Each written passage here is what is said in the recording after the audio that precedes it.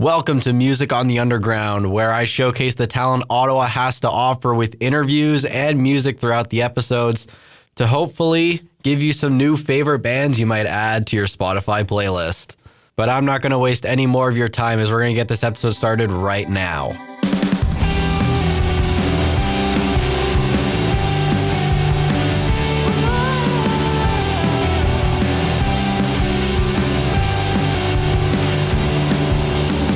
Was it symbolic, a hint to your mind? Pictures of platinums that I don't look like. Did you keep me around to sing all the lines you couldn't write? Plant me a rose and watch the leaves fall. It couldn't hurt more than hitting this wall. I know when to quit and I know it couldn't be my fault. 'Cause I was on my best behavior, kept my distance at the table. Moments gone, no more to savor. Was it on purpose? Did you plan the attack? Words cut me deeper than stars in your hands. I never expected you to understand. Was it on purpose? Was it on purpose?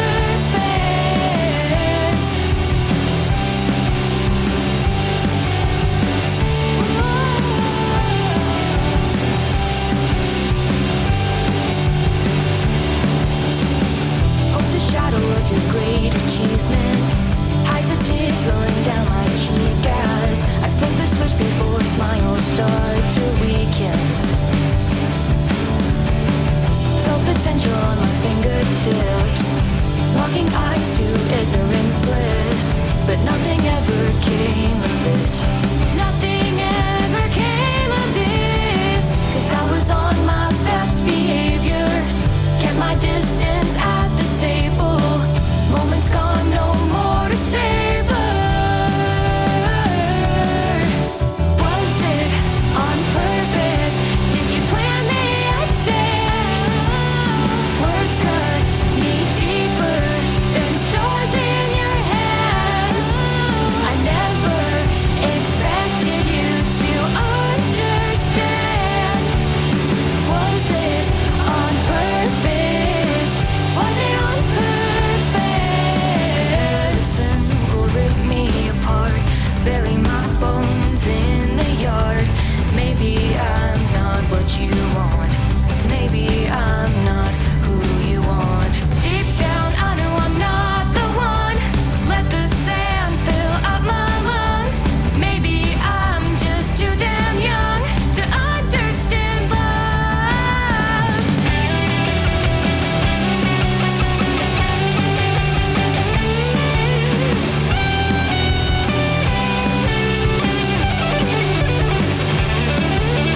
Was it on purpose? Did you plan the attack? Words cut me deeper than stars in your hands. I never expected you to understand. Was it on purpose? Was it on purpose? Was it on purpose? Did you plan the attack? Words cut me deeper than knives in my back. I never expected you to understand. Was it on purpose? Was it on purpose? Was it on purpose?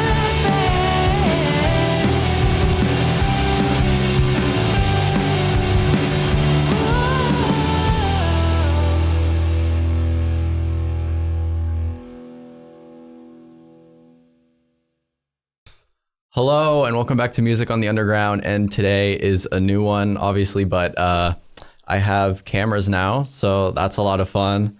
And today we have Zeelle. Hi, thanks for having me. One thing I like to do when I get these started is I like to do a little icebreaker sort of thing just to kind of get everyone settled in. And My first question is because I'm guessing your real name isn't Zeelle, so No, it's not. Your name and who is your biggest influence when starting out doing music? Ooh, okay. Well, my name is Zara Latta, and my biggest influence was Sabrina Carpenter, I think, just because I'm wearing her hat. I love her. I've loved her for a very long time. Thank you for taking your time to come down to Algonquin College for the interview.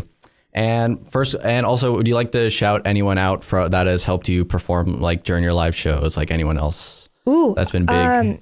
Well, I mean, this isn't live shows necessarily, but my producer Kieran Isley I will always shout him out. He is fantastic. And he's also up for a CMA this year as well, which is really exciting. Sound Engineer of the Year. So I'm very proud of him. I'm very excited for him as well. Is there anyone else who has really helped you when it comes to like making your music, like really been a big part of that? I mean, Kieran, obviously, he produces a lot of most of my stuff, all of my stuff. I mean, I learn from everybody. That's kind of the biggest thing is I talk to people, I make friends, and I hear about their writing processes, and they help me, I help them. Like, I go to open mics and I hear a cool chord progression that I've never heard before. Like, I get my inspiration and the stuff that I learn from like everywhere and everyone. So I can't just like pick one person. It's so hard. All right. That's what Post is for. But the big thing that a lot of people have been talking about, especially when it comes to Zeelle, has been congratulations on being nominated for Capital Music Awards. Thank you so much. Oh, I'm so excited about it. It's so cool. I'm so thankful. What does that have you making, like, how does that make you feel personally that you've been nominated like so early in your music making career? It is like, it's very rewarding, and it's one of those things, like, especially when you're starting, and I've been doing this a long time, but I haven't been doing it in Ottawa very long. And so it's really cool to kind of get recognized for it. And it's, especially when you're working so hard and then you're like maybe not seeing the rewards or reaping the rewards from your work. For people who are like professional jurors and like professionals in music to be like, hey, you're good and we want to nominate you for this. It's so cool. It's so cool and so sweet. And I'm very, very grateful and thankful, and everybody who voted for me, because voting's now closed, but it's like, it's been this whole whirlwind, and I'm very, very happy. What was your first reaction when you like actually first got like the email that you got like nominated for this award? Oh, I was in the nail salon with my mom and my sister over Christmas break, and they were getting their nails done. I was waiting, and I was refreshing my emails, and I ran over to my mom and I said, Mom, look. And then I ran over to my sister and I said, look. And then turns out that one of our old cheer coaches was also in the nail salon. And so she overheard us talking, came over, and then she was the first person that wasn't my family that I got to tell, which was really cool. And the whole nail salon was so happy for me, right? Because we go there regularly at home. But I was over the moon. I was so excited. I was so happy. And we had a little thing. I'm so happy I was with my family when I got to, like, when I found out. So it's like a much like better version of like when you get accepted to like college, like much more. I was very excited when I got accepted to college, but yeah, it was because it's something that I'm really, really passionate about. And this is like it was a side project for so long, but it's now like something I'm taking more seriously. It's really, really cool. Like, that's kind of the only word I have for it, is just that it's so insanely cool.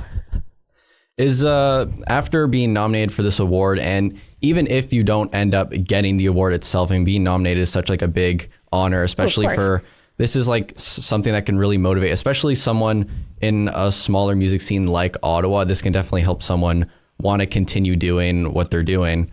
And is this going to be something that'll maybe help you when it comes to looking at your music, when you make new music? And we will get to your new release On Purpose in a bit.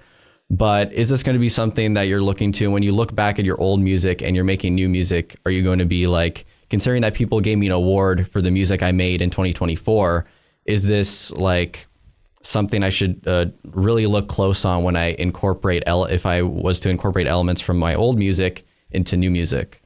I think that it'll be something that I think about kind of in the back of my mind, but the way that I write is very raw and authentic. I think like that's the way that I write. I I need to get practice on writing more like actively, but a lot of my writing is very like spark of inspiration, sit down for 3 hours and bang out a song. And that's how I've written all of my songs to date. And I find that the songs that people seem to resonate most with are the ones where I am more raw and am more vulnerable and, things that are like real human being experiences. So I think as long as I keep that and just there's me in all of my songs, right? So as long as I keep authenticity, I think that I'll be fine. I hope so anyway. So you just said basically that you like your songs to be more like less like deep meaning, like more of like just writing a song for it to be like how am I trying to put this? Like I'm like, it's not that it's not deep, because I do write, like I've written songs about mental health and I've written songs about like crashing out, frankly. But I've got like, I write a lot of what I write is very deep meaning with a fun metaphor on top. And so the thought is like, if you want to just listen to the fun metaphor, you can listen to the fun metaphor and jam out to Scarlett Red and be like, it's the Hunger Games song.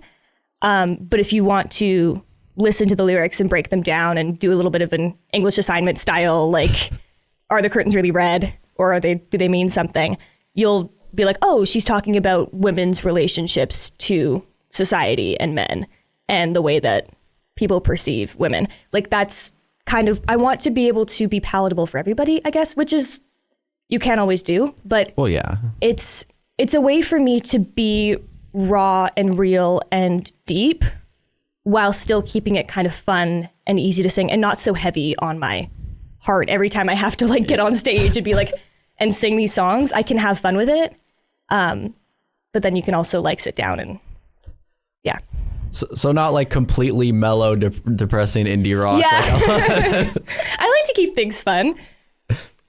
Is there a specific message that you're trying to get across to the listeners in most of your songs? Like maybe like one specific topic or something like that? I don't think there's one specific topic necessarily. A lot of it is just like, be yourself, you're going to make mistakes. Some of it is like, open your eyes to the world around you. Look at things from other perspectives. I think that my audience is very smart. Like I think that my audience is smart. And so I like to challenge them with these crazy metaphors. Like that's my favorite thing to do. I love extended metaphors. English was my favorite class growing up. But the idea of like having Scarlett Red, like a huge metaphor, and then it being like, yeah, it's about the Hunger Games, but then also all these other things that it could apply to, like they're smart enough. You're smart and you can figure it out. Like that's kind of my thought is like, I don't know. I write about a lot of things with a lot of different messages, and I think it changes over time. This, because I'm going to be dropping an EP soon. Well, there you go. Yeah. So this EP is a lot about like, kind of learning how to blend different parts of your life. And Ottawa is very small.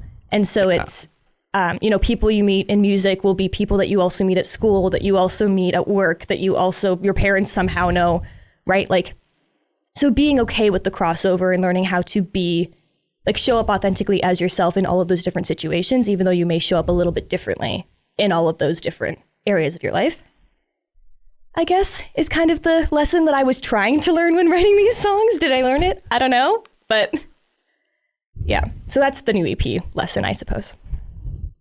All right, so you heard it here now. Look out for that. When is the release date you're thinking of that you're estimating for when this EP might come out? I'm thinking early April. I haven't nailed down a date yet. We're still finishing up some last minute touches on some songs, but I'm very excited about it. I did the photo shoot, so that's done. We're just kind of finishing touches right now, and then it'll be all ready to go. I'm very excited. So when you are making music, though, and I know you just said that your favorite class was English, so I can guess that you're into the whole writing aspect of making songs. But what would you say is more of something that you really want to be an impact when you're when in your songs? Is the music or the writing? The writing, absolutely. The writing is the that's where I started. Like, I've been writing songs since I was like 10 years old, right? And it started as like silly fun, you know, I want to own a cupcake shop when I grow up kind of stuff when I was 10 on the playground. But writing music has always been my version of like journaling, mental therapy kind of. And so there's songs that I've written that I will never put out. And there are songs that I've written that I will keep in the vault and maybe put out later. And songs that I write that I'm like, this is it. It also, I guess, depends on the intention I go into with a song. With a song like On Purpose, I was like, I want to write a Hayley Williams style, like rock song, kind of like homage to my like 12-year-old self, like singing Misery Business into a hairbrush. Like that was the intention going into that song. But then for Scarlett Red, it was, I watched this movie and I think I need to comment on it, on like what it looks like in the real world. So it's like, it just depends on my attention, I guess, going into it. Was this adopted necessarily like in your music? Did you get any inspirations from the artists that you love listening to, like before you started writing music? Before I started writing music? I mean, I was like every girl growing up, Taylor Swift fan, right? Of course. And so like her writing has been really, really awesome to look into when I am feeling a little bit stumped. Evermore, specifically that album and Folklore, are great for that. Billie Eilish, I'm a huge fan of. For production, I'll go into her stuff often, and Kieran, I'm sure, is sick of me sending him Billie Eilish songs. Dove Cameron has been killing it lately. I love her stuff. Hayley Williams, obviously, Paramore, huge fan. I could go on and on and on. Sabrina Carpenter, duh, I already mentioned her. But I look into, like, I'm just a huge pop girl. That's literally how I've always been. And I like some rock here and there and all the adjacent kind of genres. But yeah, like I love pop music. I make pop music. It's fun. It's great. I guess that's a given. Yeah. I love the pop girls. I was telling you, on the way here, I was listening to the new Tate McRae album because it's so good and I can't stop listening to it. It's, oh my God. I don't know. Yeah, like I said earlier, I'm not really too much. Are you more of a, like, when it comes to Hayley Williams or Paramore, are you more like a later kind of like This Is Why type of Paramore, or are you more into like the Misery Business? Misery Business, Ignorance, Careful, like Brand New Eyes is my favorite album. Absolutely. That's my favorite album. Yeah. Yeah. Right choice. Yeah. Correct. No. Out of all the songs you've released so far, what would you say are some of the favorites out of the bunch? It's like asking me to pick my favorite children. Like, I can't do that. So my favorite that we've produced, it's like basically done. I put out a snippet of it today, actually, on TikTok. But it's called Look Me in the Eye.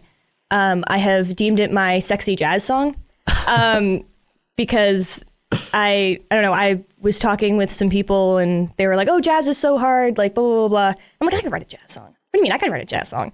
And so took inspiration from like Billy Bossa Nova and like some cool, sexy like synths and whatever. And we made a cool, sexy jazz song called Look Me in the Eye that's like a little bit PG-13. It's not explicit, but it's like a little bit PG-13. So I'm like, my poor cousins that are like 10 are going to have to listen to this. I'm so sorry. But yeah, I think that one's my favorite right now, as of today. It does change daily, though. So you're definitely going to be the type of parent who's like, the newest child is my favorite. Is going to be no, like, of course not. Oh my God, no. I do have that one I wrote back in like July, I think. All my songs I've written, like I wrote last year. We've been working on them for a while, and I like to sit with my songs, I think, is like the biggest thing. I like to sit with my songs and tweak them and fix them and change the lyrics and go back and like change the melodies and rework them and rewrite an entire verse. Like that's what I do until they're like perfect. And then I will take them to my producer and be like, hey, let's make this. So you're like a super picky person when it comes to your songs. Like you really want it to be exactly how you envision it. Mm-hmm. Do you ever look back at your songs and maybe think like, oh, I should have done this, I should have done that to maybe make it better? Sometimes I do. But like sometimes there'll be a lyric that I'm like, oh, I should have done this instead. Like just one line here and there. But I'm generally pretty happy with how my songs turn out. And with the production, I'm not that picky. I'm like, Kieran, I want to feel like I'm walking through Medusa's garden with all the statues and like there's fog and my hair is blowing and I'm in a flowy dress. And he's like, okay, done. And then we made Medusa. And it sounds exactly like that. I don't know how he does it. I just paint him like a word picture and then he figures it out and it's fantastic. But yeah, I think like once I put a song out into the world, it's no longer mine. Like it is mine, but it's no longer just mine. Like I put these songs out for myself, but also for my audience because I'm like, hey, you like this, you said you like this, have it. Now it's yours to interpret how you'd like, and that's it. Have you ever had any instances of like people like not really understanding what your song's about and you're kind of frustrated by that? I don't really get frustrated by it because it's like, it's the same thing. You interpret it however you'd like, right? There's people who will listen to On Purpose and relate it to a romantic relationship or a friendship breakup or, just being misunderstood in general, right? Like there's people who will listen to Scarlett Red and think of this one breakup that they had, right? Like there's all these different things because that's the point of music is it's supposed to fit your life, right? The music that you listen to is supposed to blend with your personal experiences. So if someone has a different interpretation of what my song is, then that's what it means to them, right? Like, again, it's theirs now. They can do whatever they'd like with it. Yeah, I mean, I know there's a lot of songs mostly like to revolve around and mostly themes instead of actually like trying to focus on a specific like topic. And is that more something you like to do in your songs? I love doing that. I love, again, themes, symbols, metaphors, all of that. I love it. I think it's so fun. I think that writing songs with metaphors helps to keep it more thematic than specific.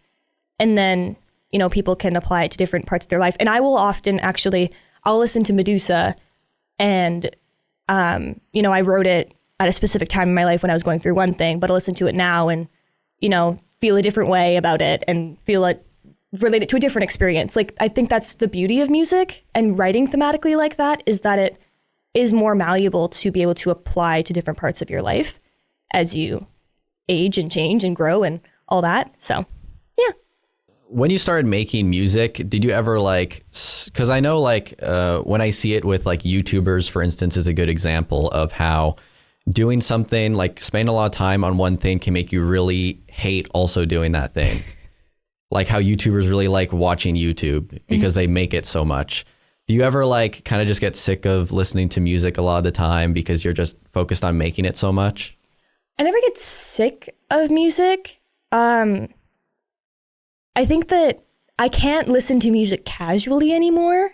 This is something that I talk about a lot, actually, because I need noise when I sleep. And I'll usually put on a YouTube video, actually. I'm a huge Dan and Phil fan, so I'll put on Dan and Phil games and I'll listen to The Sims in the background. But I can't listen to music while I sleep because I have wired my brain to listen for melody lines and harmonies and bass lines and drums and all, to break down every piece of the production and listen to the lyrics and dissect the lyrics and all this stuff. I can't listen to music casually anymore. And so if I'm trying to sleep, I just end up oh, that's a really cool bass line. Oh, I like what they did there. Is that a weird, what's that little synth line, that little thing that they did? What is that? That's what my brain does. So it doesn't really work. I guess that's the one little downside of being a musician, but I just turn to TV instead. I'll just put on something else and it's fine. But no, I never, ever get sick of music. I love music. My whole life is music. Yeah. Is there I wanted to go back to one thing because back when we were talking about, what was the question before this one I was asking? But I wanted to ask, what was your favorite line or metaphor that out of any of your songs that you can remember off the top of your head? One that you're really proud of? Okay, a really fun line that I really liked is an Hourglass off of my last EP, Mad. Why not your favorite 6 letters? WHYNOT. Why not your favorite 6 letters? Which I thought was really funny. I like that line. My favorite metaphor, probably Medusa. Honestly, if I'm going to shatter, let me be the one to take the hammer, take the final swing of And then if I'm so stone cold, call me Medusa, at least she has power. That's a really good line. I really like that one. That one rolls off the tongue. Yeah. Soldier boy, am I your damsel in despair? Come to the garden, baby, only if you dare. Like the whole bridge. I wrote that. It just kind of like poured out of me. And I was like, yes. Do you know what I mean? I wrote that and I was like, yes, this is so good. And I wrote it, was like, I think 19 when I wrote it. And I'm 22 now. And every time I listen to it, I'm like, bars. Like, you killed it. What would you say is some of the bigger differences in your music now from when you were first starting out and first starting to release music did you first release on SoundCloud or? No, I've been releasing on Spotify, Apple Music, all that stuff. I used a distributor the whole time. But the first song I put out, don't go listen to it. It's so bad. It's called Ginger and Lemon. The song itself, my writing was not very good. The production is all right. I did it in my dorm room by myself. But honestly, I think the biggest difference is the quality of the production and all the fun stuff and being able to, and I found my sound now, I think is the other thing. It's really hard to, especially when you're just writing with your guitar or your piano, like you have an idea of what you want it to sound like, but you're not totally sure. And, I grew up performing in malls, singing like Colby Calais and then Taylor Swift. And then like, I performed like at little singing competitions and stuff like that. And like singing Sabrina Carpenter and whatever, right? Like, but like old Taylor Swift, old Sabrina Carpenter, very like country-ish.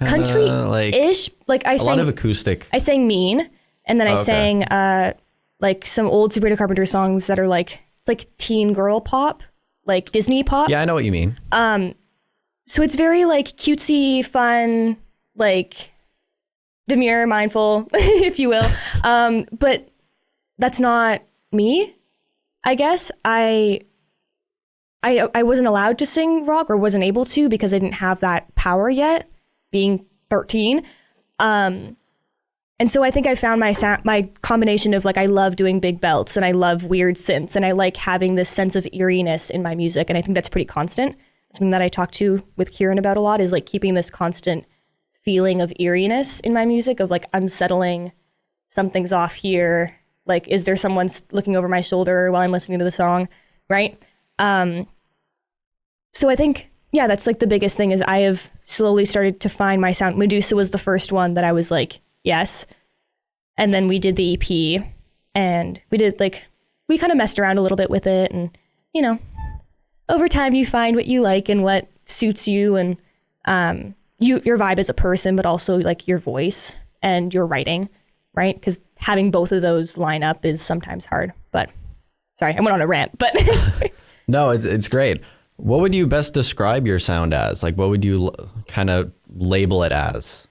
If I have to do like the quick one, I usually just say I'm an alternative pop artist because that's pretty easy. But I'll usually say I'm like, I like the dark pop.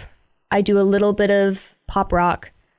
I like weird synths, right? Like that's kind of what I say. And I'm like, I'll play live. I'll do rock versions of my songs. I used to do, like when I had a band, we did a 7-minute rock version of Medusa with rock solos, and it was really fun. And then there's like I have a voice memo of me and someone else doing a jazz version of Medusa just in my room. So I've like messed around with all these different genres and stuff, but I think it's like the dark pop, alternative, eerie, like kind of you like to mix a lot of genres is what you mean. Yeah because why just have one when I can have them all? So I did check your reels a bit, and I know you kind of like to alternate between playing the piano when you're doing some songs and playing the acoustic guitar or maybe electric guitar for some songs. Mm-hmm. What would you say you're more like what more of your favorite to be playing on stage? On stage I prefer the guitar just because I can move more. But man, I wish I could just sing and run around because I think that's so much fun. I was able to do it once at one show, and it was awesome. It was so cool to just like have the mic and just like interact with the audience and dance and run around on stage. But I think the guitar, I like the electric for my songs. Typically, if I'm doing like a bigger show or shows with rock bands, but if it's like a calmer vibe, I'll bring out the acoustic. I typically don't play piano on stage anymore. I did for a bit, but I like to write on piano a lot. Just because I can do fun, weird chords and 7/9 weird combos over beat, like weird chord combinations that are fun. And then transferring those to guitar is always a challenge, but it's fine. Do you not have a band for when you're performing? I did for a while. People moved on to other projects and stuff, so it's all good. But I've been playing solo for the last little bit, and I actually really like it. It's very fun. I do miss the fullness of the sound of a band. But it gives you a lot more control. More control.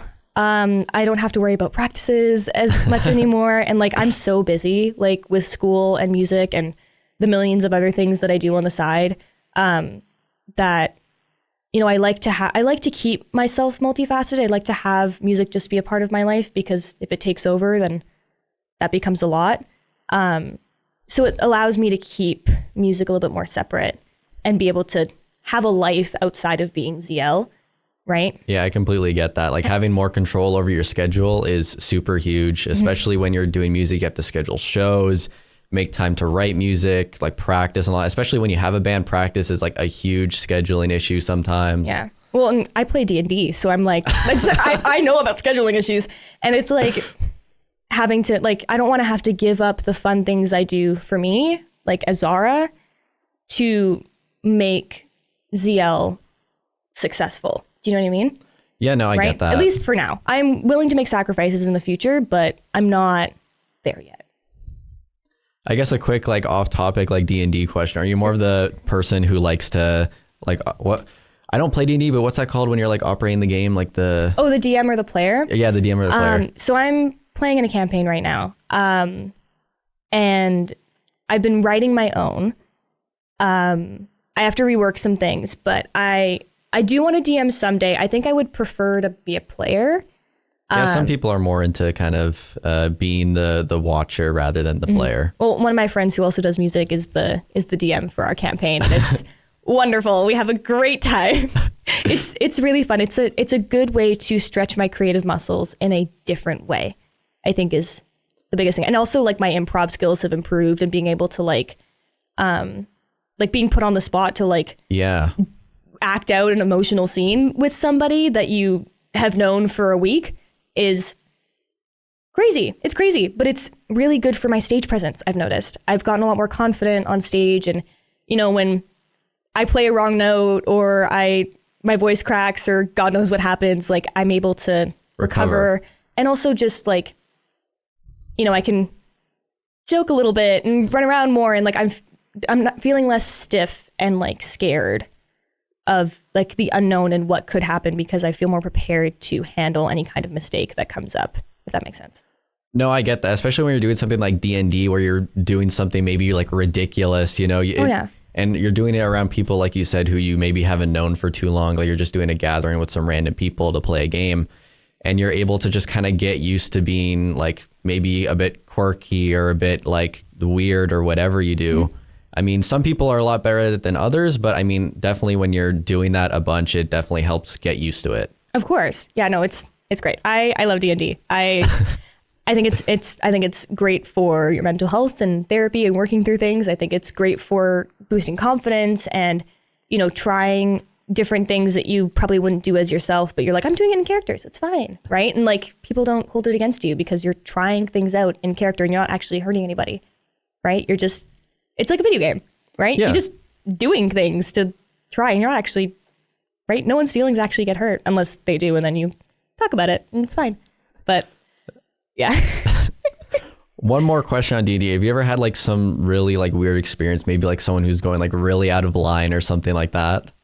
Not really. I mean, I've been in a different campaign with people who like wouldn't show up, or there was an online one where this guy was watching The Boys in the background.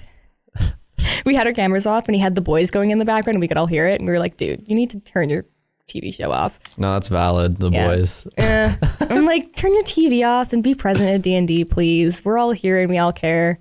Like, but I've been very lucky. Like, my group is awesome. We have a wonderful time playing, and yeah, it's good.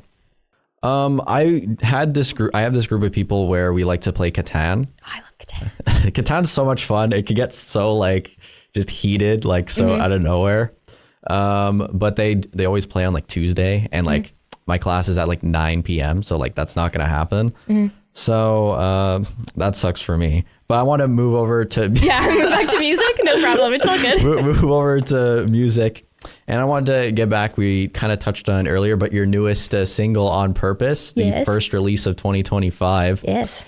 And just kind of talk about it a bit, because it is your newest release. It is what fans have heard the latest of and are looking to hear more of. What is this song about?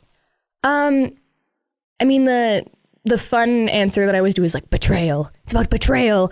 But it's really, it's just a song about questioning, I think. It's like the line is, was it on purpose? Did you plan the attack? Right? It's like, did you mean to hurt me? Like, I don't know if you actually meant to hurt me with the things that you did, but it does hurt me, right? Can we talk about it, please? Right? Like that was the sentiment. I wrote it like last summer. And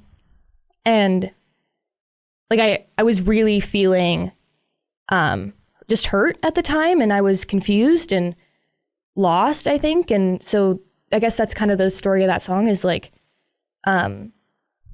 what goes through your head when you are feeling lost and confused and betrayed, and when you feel like you can't trust the people around you, and just kind of sitting with like kind of paranoia. I think that's like the biggest. No, I get what you mean. It's paranoia. That song is paranoia.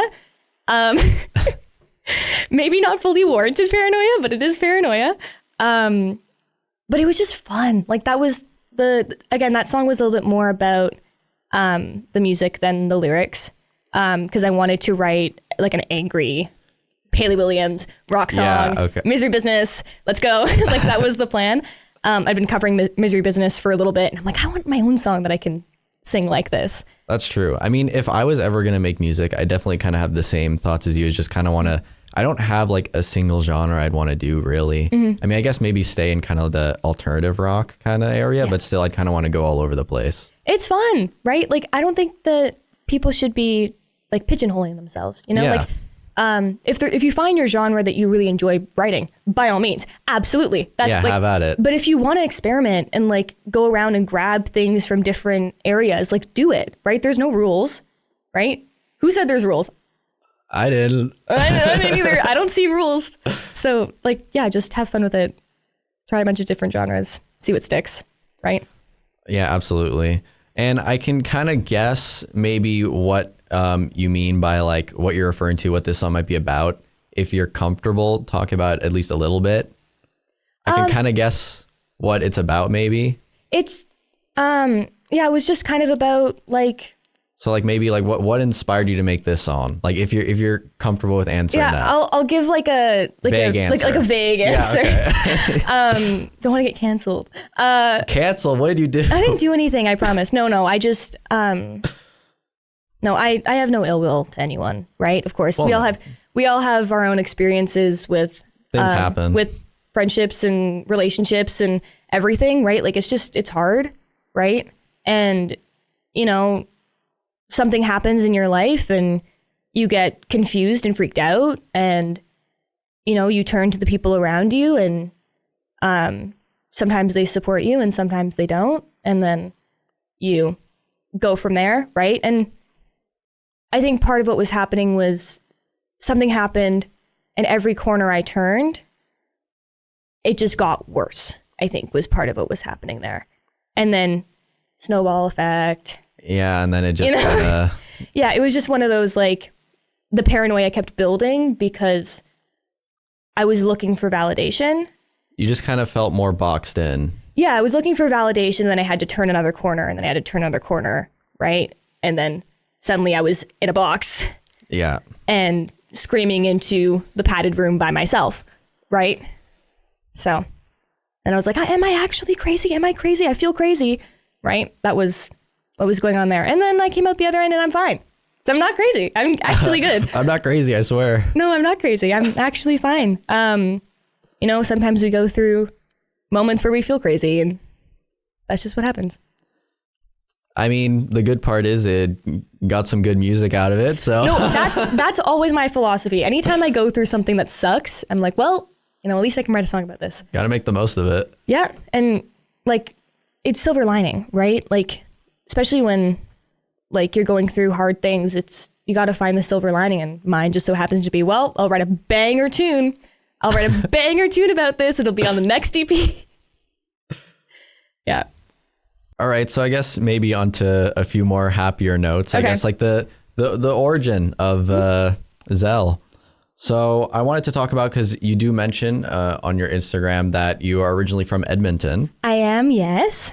So I just wanted to ask about how did like moving to Ottawa, like, was this something in Edmonton that you were already interested in, like you wanted to get into music, or is this kind of when you got to Ottawa, like you wanted to start doing this sort of thing? So I started I was in Edmonton. I did my piano lessons and guitar lessons and the performing in malls and stuff when I was young. I did with voice lessons. I did that in Edmonton. And then I graduated high school, and then COVID hit because I was a 2020 grad. And I applied to Carleton, and I moved out here. Oh, okay. Convoy weekend. I moved out here.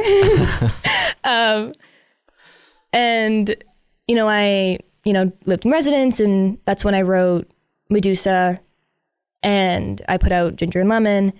And then the following September, one of my friends from my building that I was living in residence was like, hey, come to the show. My roommate's friends are playing the show. I'm like, oh, live music. Cool. I'll go. Right. So I went with her. I met some people. They introduced me to more people, and they were like, you're really good. You should play. I was like, I don't know about that, but all right. I got my first gig, and the rest is history. I kind of stumbled into it, I think, and I am so happy for it. It was kind of like a twist of fate thing. Never would have happened if I hadn't met my one friend in residence. If COVID hadn't hit and I didn't do my whole first year online then come in for one semester living in residence of my second year. Then you might not get the same pairing or same. Oh yeah. No, I wouldn't have, she wouldn't have been in residence at the same time as me. I never would have met her. She never would have connected me to her friends, who then connected me to their friends who were in the music scene. Like, all these things lined up perfectly for me. And I was like, well, I have to do this because this is fate. And it's been pretty good so far. I've been having a good time. I mean, connections are gonna be what keeps you alive in music. Like, that's just absolutely, like, just doesn't matter what part of music you're in. Connections are gonna be what makes or break you, pretty much. Well, it's every entertainment industry, right? Like, I work in event planning with some friends, and all we do is talk to venue owners, and we email them, and we talk to visual artists, and we talk to vendors, and we talk to musicians. And the fact that I'm a musician has helped so much with finding other musicians to book for shows and for events and all these things. And it's all like, one person who knows this person whose grandma makes this kind of food that you need catered for this event. Like, all these things that just work out because you knew a guy, right? Yeah, like, especially because this is media arts. This is all media arts. Mm-hmm. Probably the most like sociable area of employment that you could probably get into. Oh, of course. If you're a super social person, I definitely recommend you do something in media arts. Mm-hmm. It does suck. I do want to mention, did you hear about the 37 programs getting cut from Algonquin? No, I didn't. One of them is radio. This program's getting cut. No, that's so upsetting. Oh, I'm so sorry. That sucks for me because I'm planning to do a ton of for the program. I mean, I want to modernize it, get new music. Again, I'll say it now. I was going to say it after, but I can give you a link to CKDJ if you want to, when you do release your new EP, make sure to send it in. Oh, absolutely. I will. And I already know, because I have listened to your music, that it's usually I don't think there's any explicit on any of it. None of it's explicit. So probably don't have to worry about editing it or anything. Mm-hmm. I mean, especially when I talk to a lot of alternative bands, that's usually a problem. It's okay. I have young cousins and all that. So I want to, and like, they love my stuff, right? Yeah. They'll call me and they're like, play Apple Tree. Can you sing Apple Tree? Right. I'm like, I'm on the phone with you. I'm not going to sing Apple Tree on the phone. But like even Look Me in the Eye, like my sexy jazz song is not explicit. Like there's borderline. There's innuendos. It's not quite like Sabrina Carpenter level. Yeah, okay. Like innuendos, but it's like it's fairly tame. It's like YA, like books, like young adult books, PG-13, maybe PG. Like it's good. It's fine. I'll send you the lyrics if you really want. It'll be fine. I promise. I think like as long as it's not like straight in your face, or like as long as it's kind of just more of like an underlying thing, it should be fine. I mean, there's some crazy songs that get put on the radio. I mean, like Nicki Minaj gets songs on the radio, so I think you should be fine. I was like, Nicki Minaj. I'm like, I'm not quite Nicki Minaj. I'm not doing WAP, I promise. Do you, I'm guessing all your family might be still in Edmonton, right? Yeah. So, but do you ever see them? Do they ever try and come out to Ottawa to maybe like see you live, or do you usually like maybe send a live recording to them? I send a lot of recordings home. I did a very impromptu EP release show last year. I just kind of got added to a bill when somebody dropped out. And my mom flew out last minute to come and watch, and it was very sweet of her. I literally just got in from Edmonton today from reading break, and I was talking with my dad, and he is thinking about, I'm actually not allowed to say this, never mind. He's thinking about coming out with my mom and possibly my sister to for the CMAs. Awesome. Although the CMAs are on my sister's birthday, so I feel really bad for her. I told him, like, you don't have to come. You can be with your friends if you want. Like, I'm so sorry. I have to be there. And she's like, she loves her birthday, right? So I'm like, we're gonna have to find a way to like make the day about her and the night about me. But I really hope they come out. It would be really cool if they came out to support me. And they're my family, right? Like I love my family. I am like, we're very close. My sister is my biggest hater and my biggest supporter in all of my music. She'll text me and be like, this is dumb. I don't like this. That's how I know it's perfect. Yeah. And I'm like, I'm like, okay, what about it is dumb? And then she'll be like, this, and this specifically. And I'm like, okay, thank you for your specific roasts per se. And then she'll be like, you need to write more songs like this because I like this one. And I'm like, okay. Yeah. That's my sister. I love her. Now, I know you mentioned one person that I didn't initially research on, but want to ask about Kieran. Mm-hmm. So you mentioned earlier how you didn't really have much producing early on. Mm-hmm. How did you end up getting a producer in Kieran? So I knew I wanted one. I've been wanting to work with one. I had worked with one previously, just kind of digitally, like online, through like a friend of my dad, but he does more like EDM stuff, and so it wasn't the vibes weren't matching up. But I, met some people, and they were like, "Hey, you should work with Kieran Isley. He's fantastic." And I met him, and he loved my stuff, and we made Medusa. And I was like, "We'll make Medusa. We'll see how things go, and then we'll go from there. See if we want to do the whole EP." And I loved what he did with Medusa, and he had a lot of fun with it. And he does a lot more of that like indie rock stuff. Yeah. And so it's really funny when I'm like, hey, can we do this? And I'm like, do you know how to do a vocal chop? And he's like, I'll watch YouTube videos. And then I come back and he's like, so I made this. And I'm like, and you killed it. And it's great. And like, he's so smart and he's so good. Like there's a song that we're going to put out that is currently called Small, but I think I'm going to change it to Conquer because I don't want 3 S names on my EP. But he did the vocal chop, and he was like, it kind of reminds me of that Madison Beer song. Does it Make You Mine? The I wanna feel. Oh yeah, like that. Because that's a vocal chop. He's like, oh, it kind of sounds like this, and I'm like, oh, it does, and I'm like, and it's really good, and it's really fun, and so. The indie rock producer who typically records live, right, and then does tweaks and other stuff on top of that. I'm like, hey, we're doing synths. He's playing drums. He's like, why did you do a weird beat for this song? I'm like, because I can. Because I wanted to. And he's like, you did a key change? And I'm like, I don't know if I did a key change. It sounds good. I'm like, he's great. He puts up with all my all my crap, and I love him for it. So yeah, is he more of just like in Ottawa, or is he kind of like all around Ontario? Like he's involved here. He's in Ottawa. He works out of his house. He's awesome. He works with a lot of the local musicians. Well, it makes sense now why he's in indie rock. Yeah. Well, yeah, he works with tons of people, and I always like to go and like, he's like, oh, big week for music, and he like posts all the songs that he produced that came out that week, and then I go and I listen to some of them, and I'm like, this is so good, this is so good, this is so good, and I'm like, he did such a good job, like, and sometimes I'll listen to them and be like, oh, I liked what he did here, let me go talk to him about it, right? Can we do something like this that you did on this track here on my track, right? To like, because you get inspiration everywhere. But yeah. Have you ever taken any inspiration from some of the songs that you've seen around Ottawa and incorporated that into your own music? Actually, yeah. Like here and there, I will, maybe not the produced versions, but a lot of the live stuff I hear. Like one of my favorite local bands is the New Hires. I love them. Yes. Max is so lovely. We love Max. We all love Max. We all love Max. And I listened to, was it their album or EP? Their project that came out. All seasons, for all seasons. Yeah.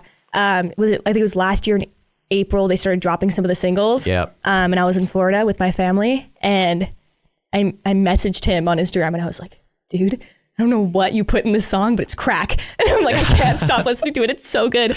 And I'm like, it's so like, it feels so nostalgic. It feels very like, it's very like pop rock, like super like upbeat. Mm-hmm. What's the song? I think it was Down. I'm really into Annabelle. I love Annabelle a lot. Okay, that was my favorite from when they dropped the project, because that one wasn't a single. No, I think it was a single. Was it a single? The only one that wasn't a single was Holy. Oh, the whole project was just so good. I'm like, I can't. It's so good. I went to see them because they did the holiday banner back in December, and I got him to sign it. So that was awesome. Oh, it's so good. No, he's so lovely. He waved to me briefly at the when they announced the nominations for the CMAs. That's awesome. He was there, and I didn't get a chance to speak with him, but he just waved me. He's like, congratulations. I'm like, I love you, Max. Thank you. Yeah, no, he's so lovely, and his music is so good. And I actually take a lot of my, I watch videos of him for his stage presence a lot, because he is so good on stage. Yeah, he's really good with his stage presence, so that's a good idea. So I like, anytime I go to a show, I'm studying as well. That's the other thing. Live shows have been ruined for me too. I can't just enjoy them unless it's something like where it's super dance heavy, like, yeah. In which case, like, I'm not a dancer, I can't do that. But like, I'll watch and I'll be like, okay, what are they doing? How are they speaking in between their songs? What do their transitions look like? How are they moving on the stage? How are they interacting with the fans? Like, right? And I'll take inspiration from the indie rock scene, but also from like small acoustic sets, or like even I started going to Redbird for the open mic, and that's a little bit more country and like bluegrass, and so I'll just the way that they talk while they play, and I'm like, you can finger pick and speak what, and not just sing your song, like all these things that I learned from all these people. It's really cool. While we're on the topic of live shows, what are some of your favorite places to perform that you've performed at so far? Ooh, good question. Club Saw, love Club Saw. That's kind of a basic answer, I think. The Rainbow is gorgeous. I love the Rainbow. Never been in there. I'm too young. It's okay. You will eventually. Eventually. It will eventually. The Rainbow is gorgeous. I've booked there for myself. I've booked there with my event planning company. I have played there multiple times. They never disappoint. They're always so kind. Live on Elgin is great. I haven't booked at Redbird, but I play open mic there, and it's fantastic there. Where else have I played? The Dream is Bronson, right? Like the small Ottawa Dream is Bronson. I haven't played there yet. I do have a show at Targ coming up, and I haven't played there yet, and I'm very excited for that because I've been to shows there, and it's very cool. But yeah, I think that would be my list of my favorites. Do you have any shows that you've announced that are upcoming in the next few months? Yeah, I have one. It's I've got a few actually. A lot of these were last minute. Or one of these was a last minute addition, but I've got one on March 8th. And it's a South Asian fundraising event for like destigmatization of mental health, which is obviously something that I super stand for, right? And, you know, this girl that I follow on Instagram messaged me and she's like, hey, we're doing this thing. And, you know, I wanted to know if you want to join. I'm like, yes, absolutely. It's going to be a great fundraising event. They're going to do henna and there's going to be a DJ and it's going to be really fun. So that one's happening on March 8th at Il Vicolo, I think the place is called. I've never been there, but I will now. I'm doing the Girls Plus to the Front Songwriters Circle at Irene's on the 12th, I think. I'll fact check that later. But I'm very excited for that one. That's going to be really cool. Okay Naletti is fantastic in policy. And I love Irene's. That's another place I love. I've played at Irene's once and I love it. It's so cool. And so yeah, I'm very excited to play at Irene's again. And I love songwriter circles. And then I have one more in April that's been announced with Green Wing. They're on tour. They're from Saskatchewan. I have to support my prairie babies. So they're on tour and they asked me to open. And that's the one at Targ. So I'm very excited. That's awesome. I still need to go to a few of these places. The only places I've been to in Ottawa so far, because I haven't been to too many shows. I've been to 2 indie shows so far. Bronson, everyone goes to the Bronson, and then Club Saw I've been to, and also Live on Elgin. So I gotta get to all the other ones. Yeah. Well, I think most of the other ones are 19 plus, unfortunately. Yeah, I mean sometimes there's the small chance. I think Rainbow's a never Rainbow's a no-go. Irene's during the day, I think they're fine sometimes. I don't know how that one works. But and Redbird is all ages. You can go to Redbird. Redbird is great. Like I've been so lucky with like my experience here in Ottawa and with venues and musicians and everybody. Like I've made so many friends and met so many kind people and everyone's been so lovely and so nice and so supportive, and I try to do the same back, and it's a very tight community, I think. Yeah, I've always really noticed that is for some reason in Ottawa, everyone knows each other. It's so strange. And if you don't know someone, you know someone who knows them. Yeah, exactly. Yeah. So it's nice. Well, just to kind of ruin those relationships, who would you say are your favorites specifically to play with? So hard. That's such a hard. No, I can't pick. I've been begging Max to do a show for ages. So, I mean, I haven't played with him yet, but I would love to play with the new hires. Desert Island Big Band. They always put on a fantastic show. Stefan is awesome.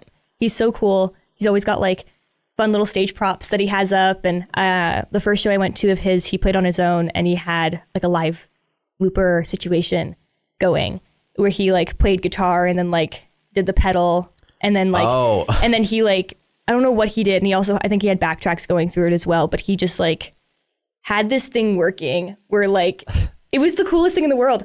And I was standing there and I was like, who are you? I want to know you. And he had balloons tied to his hair. He was so cool. But yeah, Desert Island Big Band I've opened for before as well. And they're fantastic. They're so cool. Who else? I haven't played with a lot of these. I'm I haven't played with them, but I love their stuff. Lady Gray and the Phantoms, Gray Bryson. Yeah. They're super lovely. It's so hard. I can't pick. I don't want to pick favorites. I don't want to do that. From some of the people that you've performed with, have you taken any tips from them, tips or tricks that you maybe incorporate into your own sets? Oh yeah. One of the things, I've been thinking about doing this and, I haven't quite incorporated it yet, but I've been thinking about it, is the stage props thing. Yeah. Another one that I did play with that I can mention because I love her is Luella. She's from Kingston, I think. And I opened for her at the Under the Stars Festival for Spectrasonic last summer. And oh my God, she was so good. Go look up Luella. I love her. And she had this giant wooden sign that had her name lit up from the back. And I'm like, I want to make that. I want to do that. I want to make that. So it's possibly in the works. I don't know if I'm going to have it done by the time I have shows coming up, but we'll see if I can. A lot of the talking in between, I've taken a lot of inspiration from others of like Max, obviously, and just people I've seen at open mics too, the way that they like banter with the crowd. And I'm trying to think of names, but I'm kind of coming up short right now. But just even like bigger artists, like Sabrina Carpenter, for instance, like she'll bully her crowd, and I think that's really funny. So sometimes I'll bully my crowd a little bit, and I'll be like, "You're gonna do this because I said so, and I am the one with the microphone." And then they laugh and they giggle and they do it. So like a little bit of fun banter, a little bit of giggling, and I like to treat kind of the audience more like a part of the show. A part of the show, and also like a collective unit that I get to speak to rather than like individual. Like I'll obviously single up individual people to like sing to at times, but be like, you are going to do this and you're going to like it, and I'm going to be very happy that you're doing what I asked you to do. Thank you very much. Like when I play in one ear, I'll have them sing with me, because it's not too like be like in one ear and out the other, and then I'm like, did you even listen? Right? So I have them sing that part, and then your eyes cold distant. I'm like, you guys can do this. Come on, we're practicing. We're gonna practice twice. Can you do it? I think you can do it. Come on. And then they do it, and then I'm like, beautiful. Now we're gonna do it for real. And then I play the song, and then they giggle and they have a good time, and they're like, your crowd work is so good. I'm like, thanks. I just bully you. I just disrespect you the whole show. Yeah. And I say, thank you so much for buying tickets. I love you. Please come back. Thank you for paying to be like, just scrutinize the whole show. Hey, people will pay for anything. One thing people always talk about, especially when I interview them, is like a time or like the first time when people sang back to them at a show, or like already knew the words to a song and they didn't. Do you remember the first time that happened to you? I think there was a show that I did at the Rainbow in May of last year where people knew the lyrics to Medusa, and I was tearing up a little bit. It was a very good crowd though. It was like a bunch of people that I knew that had shown up, and so they were dancing, okay. And there was like the whole front row was dancing and singing the lyrics and screaming them at me. But the first time I like cried on stage was the second show I ever played. It was in April of not last year, but the year before. At Club Saw. It was for this event with formerly Frabjous, now known as Decay, this event planning company that I also now work for. And they put on a show called Cool Kids Club. And it was me and my piano, and then I had someone playing guitar with me, and I played Ginger and Lemon, which we've established I don't like this song.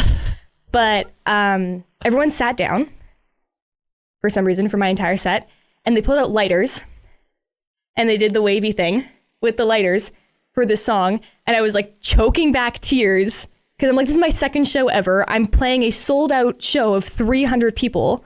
That's awesome. And they all have, I could see lighters, like, you know what the stage looks like? Oh yeah. All the way back around the bar. I could see lighters around the bar. My 20-year-old self was like, okay, we gotta keep it together. I was like stage fright, terrified, right? Like hiding behind my little piano. And it was a magical moment. There's like a video of it, I think, that I still have up on my Instagram, but magical moment. Like I'll never forget that. If you have a video of that, that'd be like a really easy like music video for Ginger and Lemons. If I wanted to do like I already did a Spotify canvas, but if I wanted to do like something else for it, I would like clip it and do that for sure. No, that'd definitely be like an easy one. Oh yeah. This is the last question that I have. So again, thank you so much for Zeelle for coming by. It was fun talking to you. Thanks for having me. But if you could, someone who has already accomplished so much early in her career, I mean, you're getting nominated for an award that's this May. Mm-hmm. So what would you recommend to new artists getting into the scene? I mean, especially someone who's in radio, who's looking at all these new bands who are starting up. Like I've seen people who are like still in high school, people just starting out. What would you recommend to them, like starting out? Practice, write, make friends, go to open mics, go to open mics, go to open mics, go to open mics, go to open mics, go to open mics. That saved my life. That was the it forced me to be writing all the time. When I was going to open mic, I took a bit of a break, but I was going to open mic from like October to, I want to say June of like last year, October to June, the year before that, pretty much every week. And I was like, I want to have something new to play. So I would like sit down and like write something new. And even if it sucked, I would play it and I would get feedback. Like that was the point, is my friends would show up and I'd be like, give me feedback, tell me what you liked, what you didn't. And I have songs that I'm like, I will never play this live ever again. And I have songs that I'm like, this is actually pretty good. I think I'll like refine this and turn it into something else. But open mics are great for your stage presence. They're great for your confidence. They're great for getting practice in front of crowds. They're great for like, I learned so many new covers because every time I went on stage, I did an original and a cover. Every time. And I didn't want to do the same cover twice. So I have like a huge arsenal of covers now that I can pull from at any time that I want to. But yeah, open mics, you make so many friends. You get kind of all of that together in one by going to open mics. And they're all ages, a lot of them. You can go to, there's so many. I think there's one like every day of the week. Go to as many as you can. Bring friends, have a good time, be respectful. Go to live shows if you can, if you're still in high school. I know that's hard, but going to open mics and meeting people is the way to, because you said it, like this industry is all about who you know. It's all about connections. Yep.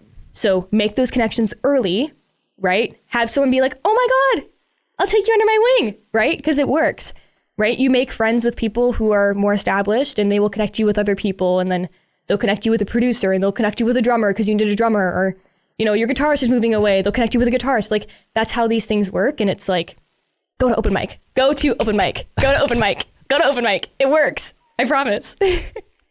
Well, there you go. Go to open mic. That's the main way to succeed. Yeah, it works. I promise. Yeah. Well, thank you so much, Zeelle, for coming by to Algonquin College. It was great having you, and thank you for appearing on the first one that has videos, even if the start was a bit scuffed, but we got it done. No, thank you so much for having me. This is really fun. This was my first video interview too. And my dad actually had a podcast interview this morning too. So we were talking about that in the car on the way here. But yeah, I'm very happy to be here. Thank you so much for having me and for doing this. Yeah, I will definitely be in contact about the EP later as well. All right, make sure to send it. I'll send the link right after this and you can get in. Perfect. But thank you all for listening, and thank you for listening to Music on the Underground, and I'll be releasing more. Next up is I'm going to do a live interview March 15th, and I'll have that out then, and look forward to more episodes. And again, thank you, Zeelle, for coming by. Thank you. And make sure do they still have the voting open? No, it closed on the 14th. Damn it. But hey, keep your eyes peeled, because you'll find out when I find out if I win or not. But I mean, keep supporting everybody, and go comment on everyone who's nominated. Go comment on their posts and tell them you love them, because that's what I've been doing, and they seem to like it. Yeah, make sure go look at all the people nominated for the award, especially Zeelle. She's got some great stuff on Spotify to listen to. And also, since you can't legally vote for it, you're going to want to break into the place where they hold all the voting, and you're going to want to just add a ton of votes to Zeelle so she can win the award. Just want to tell Mike that I'm not liable for any of this. Love you, Mike. Thank you for the nomination. She told me this before. She wants this to happen. Oh my God, no.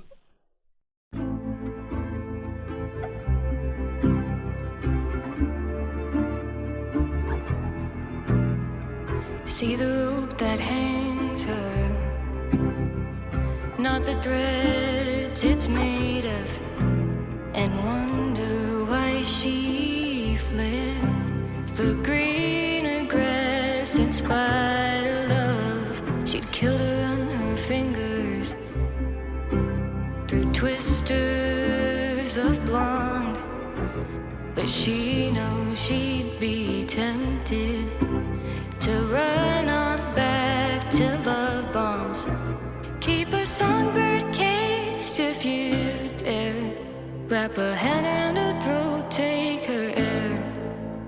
Take her charm, take her beauty, chalk it up to lawful duty. But the blood is on your hands and it's scarlet red.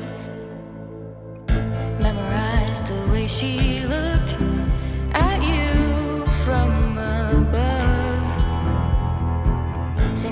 nothings to the crowd. Your eyes are not becoming of a man who hates the stereotype. Envy burns your soul, tarnishes your vision. Now everyone's a threat to your whole plan.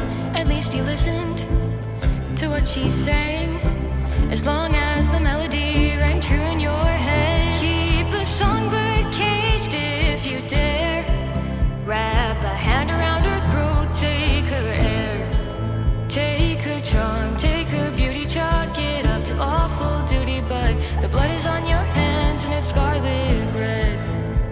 She'd hang from the trees with you, split herself in two. There's nothing she wouldn't do. She was enamored, you'd hang her out to dry, relish her screams and cries. All you do is lie. You're her disaster. She deserves so